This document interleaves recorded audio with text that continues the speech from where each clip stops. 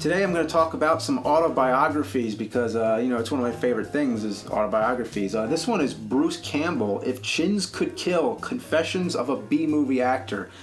This is a very funny book. It's also very informative. I mean, you get the sense that Bruce Campbell's really trying to teach, younger people about filmmaking and what it's like to get into it and how crazy it is, and he's very honest with it, but he pokes fun at it the whole way. It's very self-deprecating, a lot of really self-deprecating humor in it, but it's such a funny book. I can't even do it justice. After I read it again. I just read it a second time because it was so funny.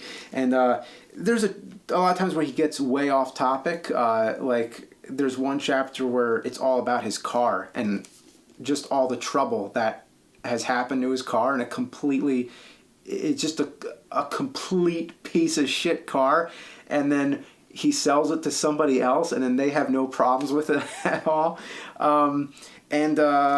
There's a lot of visual aid about the filmmaking process and about certain camera techniques that Sam Raimi used. Just great for education's sake, and it's a great sense of humor too. Then of course there's this one, just since I'm on the topic of Bruce Campbell, is Make Love the Bruce Campbell Way. And this one isn't an autobiography, this is actually a fiction book, so this is totally just a complete farce, but you could see it as a movie. It's basically about he gets this job on a film as a doorman. He's not unlike Spider-Man in any way, but it's basically he's on a big budget film, but he's playing a small part, and the book is all about his process that he goes through, and it's just a bunch of silly stuff. But I'd recommend the If Chins Could Kill, though. That's the one that you should read if you're going to read only one. Then there's I Am Jackie Chan, which is one of the best books I ever read in my life. It's one of the best autobiographies. I mean, I also mentioned I Am Ozzy in the metal category, so I didn't know whether to put Ozzy in the metal one or the autobiography one. So I just wanted to mention it again just in case, because it's between these two. These are two of the best books I've ever read. Jackie Chan has also led a really crazy life. You see his movies and you take for granted a lot of times like the kind of things he went through, and a lot of it is about growing up in the Chinese theater and the way they would train the kids. They actually treated them really terrible. Like they wouldn't feed him very well, and they beat the shit out of him. Like if he did something wrong, he'd try to do a flip and he'd like break his jaw or whatever. It was like then the teacher would be like, oh, well, that's what you get for fucking up, basically. It's just horrible stuff that they did to these kids. And one time there's this one story that sticks out when basically the teacher would send them out to see a performance, and they give them enough money just for the bus and for the show, and that's it. They didn't have any money for food, and one time they were just really hungry and they wanted to eat. So Jackie Chan decides, well, hey, let's sneak onto the bus and let's not pay the bus fare, and then we're going to use that money to get some food. And they did it, and then on the way back, basically they got caught, and the bus was going to take them to the police department. And then Jackie Chan, realized, well, hey, if this happens, the teacher is going to, we're going to be in some serious trouble. So they have to get off this bus. And basically Jackie Chan leads them all the kids up to the top of the bus while it's moving, and they jump off the bus. And the way it's written, it is so cinematic. You can just see it just like a Jackie Chan movie. Is like he writes, in the second before I hit the ground, the only thought in my head was, why did I jump head first? It was all all the training. I mean, he knew to jump head first and roll. It was just some crazy stuff.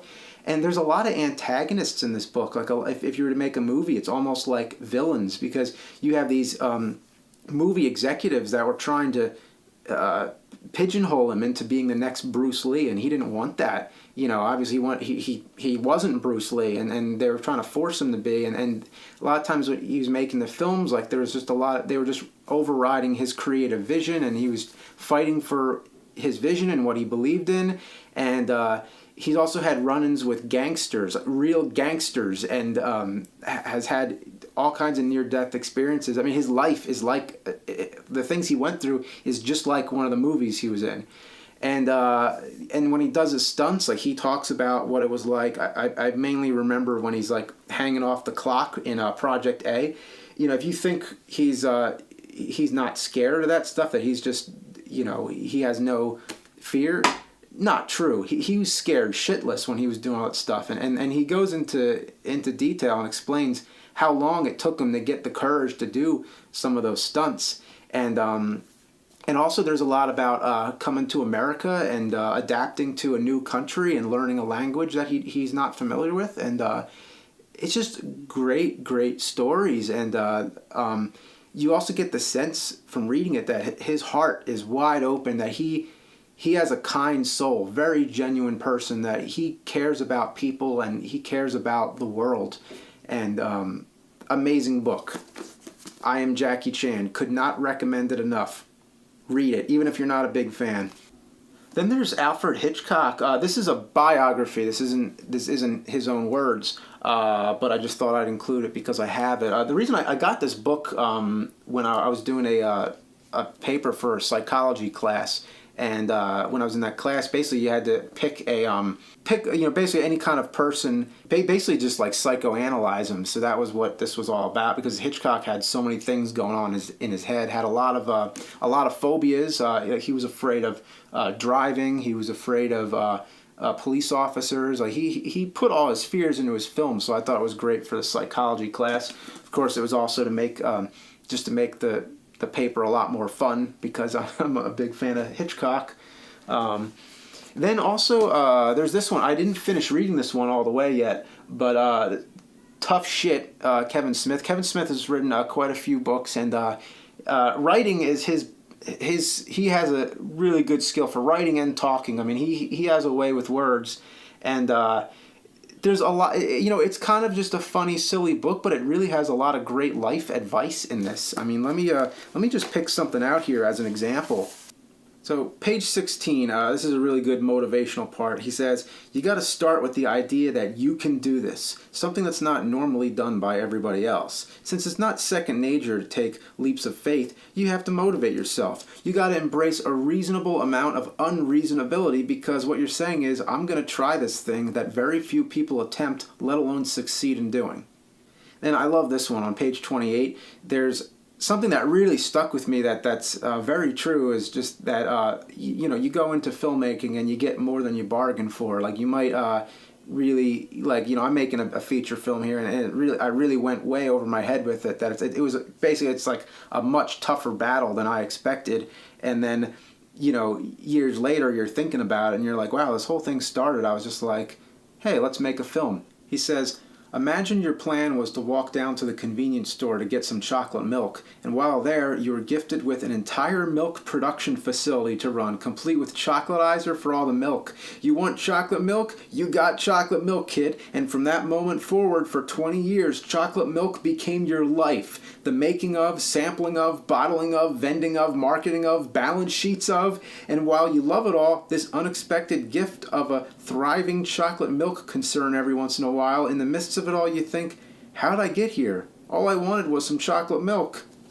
He has a whole chapter about the trouble he had at the airport one time when he was kicked off a plane, and then there's also an entire chapter about how he says Bruce Willis is an asshole, and that how working with him was a nightmare, and it's very disheartening. It's a shame he had such a bad experience with Bruce Willis, but anyway, that's all for today.